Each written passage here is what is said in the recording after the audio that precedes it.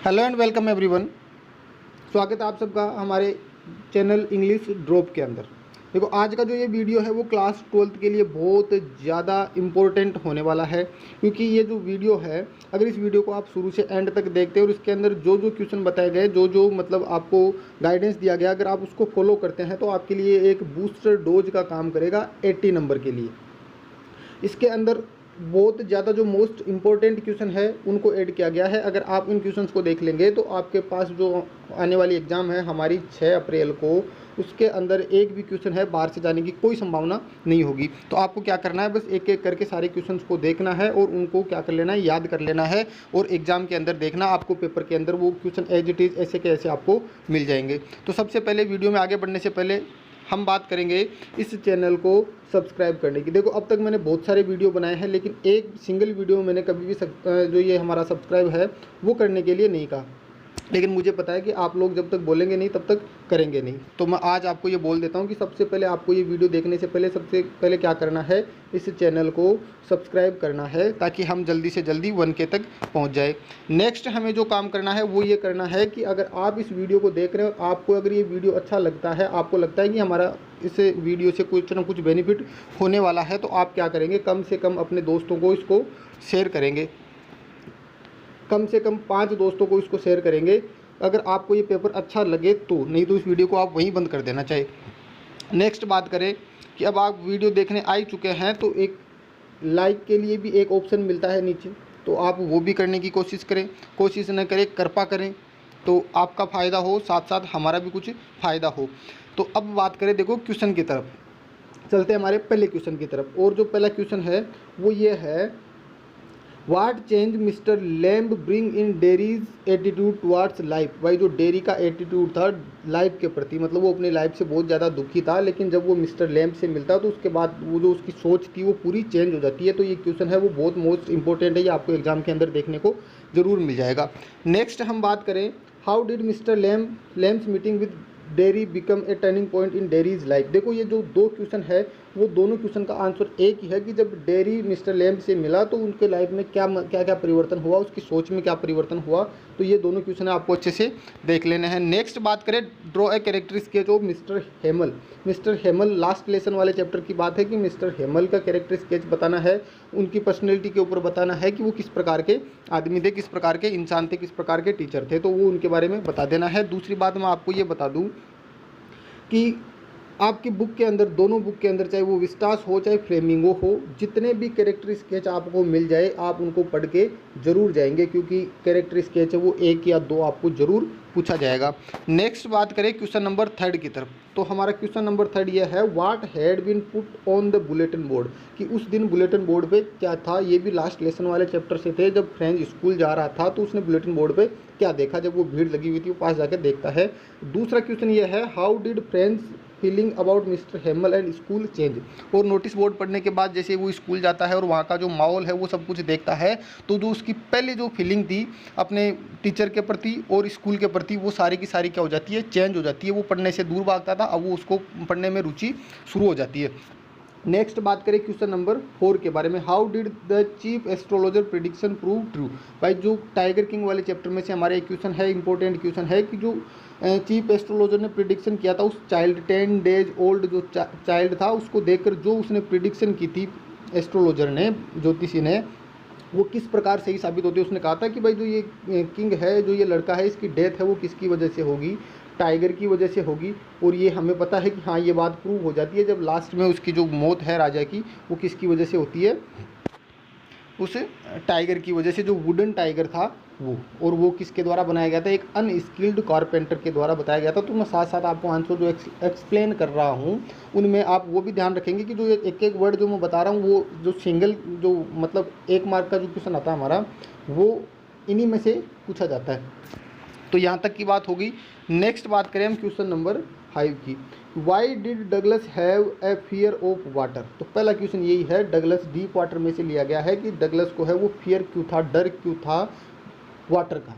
तो एक बार बताया गया था कि वो क्या करने गया था, उस बीच के पास, मतलब जो एक पौंड था, तालाब था, वहाँ पर वो जाता है, वहाँ पर एक जो लड़का आता है वो उसको उठाकर फेंक देता है, वो डूबता है, बार बार वो फेंकता है, लास्ट में वो मरने की जैसी हालत में पहुँच जाता है और जब वो लोग आते हैं उसको बचाते हैं। तो वो क्वेश्चन है कि यहाँ से बताएंगे कि हाँ उस टाइम से जो फियर था वाटर का वो आ चुका था और how did he overcome it, और उसने अपने डर पर जीत किस प्रकार पाई थी। तो वो बताएंगे कि हाँ उसने एक मतलब जो इंस्ट्रक्टर था वो हायर किया, उसके बाद उसने उसको तैरना सिखाया और उसके बाद वो अलग अलग मतलब जो लेक थी, रिवर्स थी या फिर सी थे, समुद्र थे, उनके अंदर वो जा रहा था और अपनी प्रैक्टिस को जारी कर रहा था ताकि उसका जो डर था वो दूर हो जाए।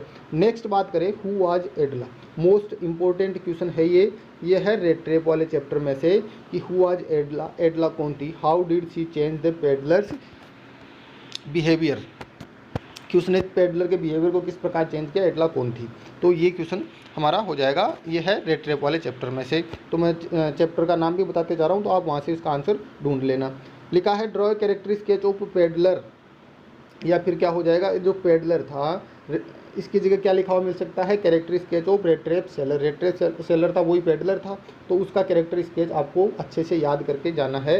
नेक्स्ट बात करें क्वेश्चन नंबर 8 के बारे में। तो 8वां क्वेश्चन लिखा है how did the Champaran episode prove to be a turning point of the political career of Gandhi ji. तो गांधी जी का जो पॉलिटिकल कैरियर था उसका एक टर्निंग पॉइंट था चंपारण एपिसोड की, जब चंपारण गए थे किसके द्वारा बुलाया गया था, राजकुमार शुक्ला। राजकुमार शुक्ला कौन था, एक पुअर पीजेंट था, या फिर शेयर क्रॉपर भी आपको ऑप्शन के अंदर मिल सकता है। तो शेयर क्रॉपर आए तो शेयर क्रॉपर करना है, पुअर पीजेंट आए तो पुअर पीजेंट, या इलिटरेट पीजेंट आए तो वो भी इसके अंदर करना है कि राजकुमार शुक्ला आया, वेट किया कोलकाता तक, मतलब जहाँ जहाँ उनकी जो मतलब पहले से अपॉइंटमेंट थी गांधी जी की, तो वहाँ वो पहले से मिलता था और फिर वहाँ से कोलकाता से लेकर गांधी जी को कहाँ पर पहुँचा, वो चंपारण पहुँचा। तो ये बताना है पूरा। नेक्स्ट है question number 9, mention the hazards of working in the glass bangles industries, की जो ग्लास बेंगल इंडस्ट्रीज़ थी फिरोजाबाद की, मुकेश वाले चैप्टर में से, लोस्ट स्प्रिंग चैप्टर में से है कि जो ग्लास बेंगल इंडस्ट्रीज़ थी उनकी जो हजार्ड्स नुकसान हानियाँ क्या क्या थी।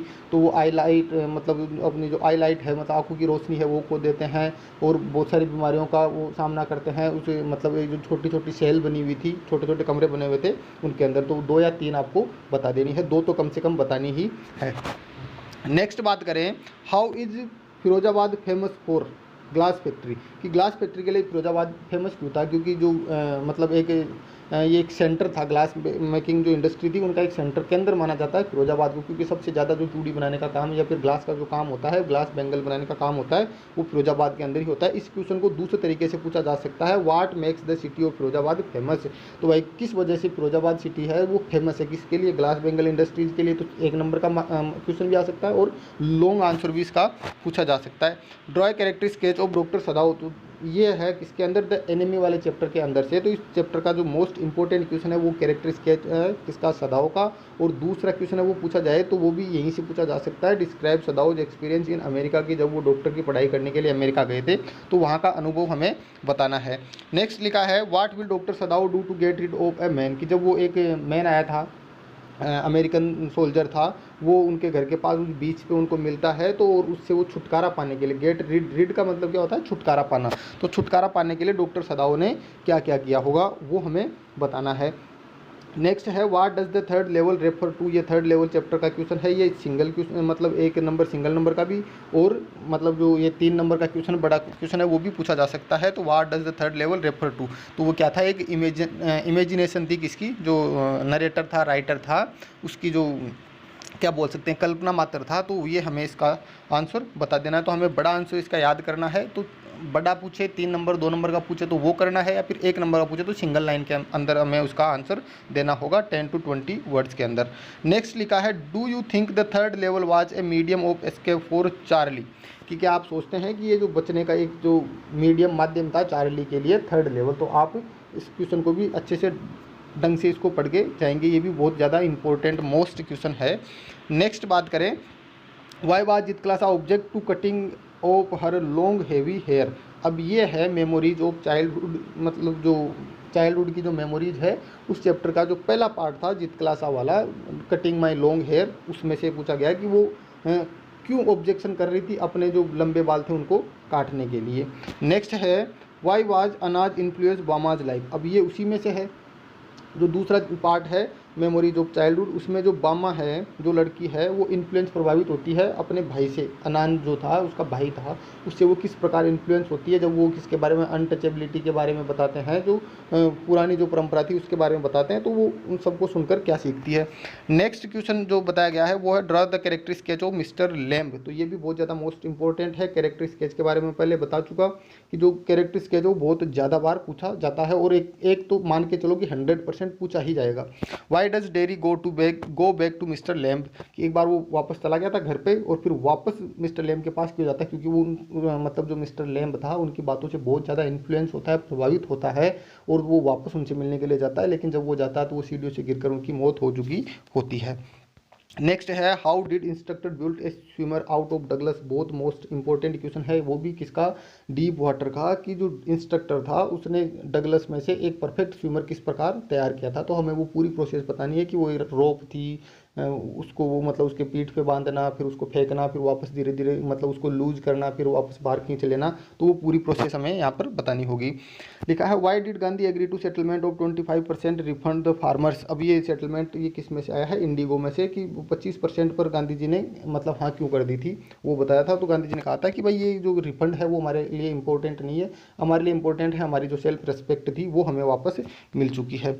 नेक्स्ट है 20th क्वेश्चन वो है why has the mother had been compared to the late winter's moon. My mother at 66 poem का जो सबसे मोस्ट इंपॉर्टेंट क्वेश्चन है वो यही है कि लेट विंटर्स मून से मदर को कंपेयर क्यों किया गया है। कमला दास पोइट है, तो पोइट का नाम आपको अच्छे से याद रखना है, सभी जो पोइम है उनके। नेक्स्ट जो 21st है, what does the poet wish for the children of slum.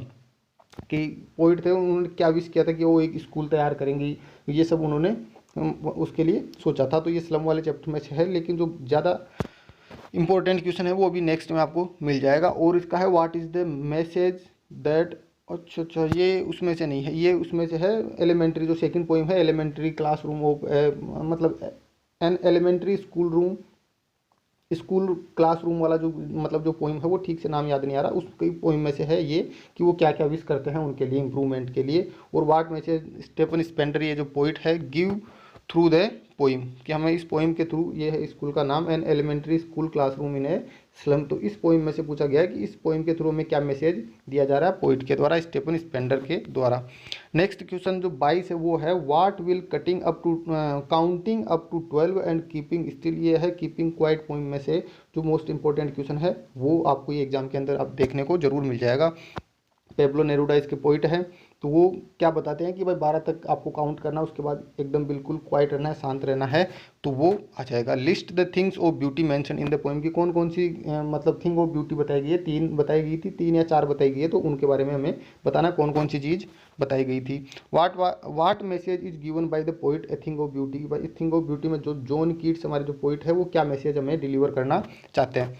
Next लिखा why is grandeur associated with the mighty dead.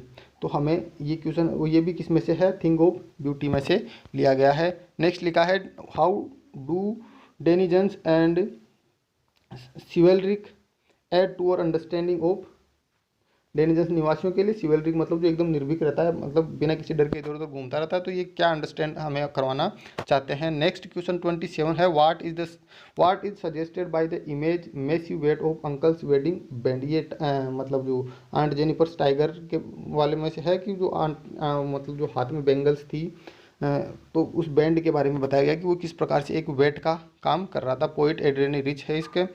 लिखा है what did the royal infant grow up to be. Tiger King में से है कि जो royal infant था वो किस प्रकार से बड़ा होता है, तो वो इंग्लिश वाली बात बता देनी है, खाता पीता था, पढ़ता था, देखता था, वो सब आ जाएगा। When did Bama first come to know of social discrimination faced by the people of her community, की उसके समाज के लोग हैं वो सोशल डिस्क्रिमिनेशन मतलब जो सामाजिक भेदभाव था उसका वो मतलब जो उसकी कम्युनिटी के लोग, समाज के लोग हैं वो सामना करते हैं, वो पहली बार कब उसको समझ में आया था। या फिर दूसरा क्वेश्चन है Bama's experience is that of a victim of caste system, की जब वो आदमी को देखती है वो एक स्ट्रिंग को मतलब उस खाने के पैकेट को दूर से स्ट्रिंग से पकड़ कर लाता है, तो वो सब देख के बता देती है। नेक्स्ट है question number 30 describe the life and living of रेग पिकर्स ऑफ सीमापुरी, या फिर इसका ऐसे आ सकता है describe the living condition of Seemapuri. तो ये क्वेश्चन है 30, जो कि बहुत मोस्ट इम्पोर्टेंट है। नेक्स्ट है 31, what are the reasons that are responsible for bangle makers, कि क्या क्या रीज़न थे जिसके रिस्पॉन्सिबल थे कौन, बेंगल मेकर्स, क्योंकि वो मतलब अपने ना तो वो एक मतलब एक यूनियन के रूप में एसोसिएट होते थे, ना ही वो कुछ आगे करने का सोचते थे, बस कि हाँ बेंगल मेकर्स की फैमिली में जन्म हुआ तो मतलब अब हमें काम भी क्या करना होगा, बेंगल मेकिंग का ही करना पड़ेगा।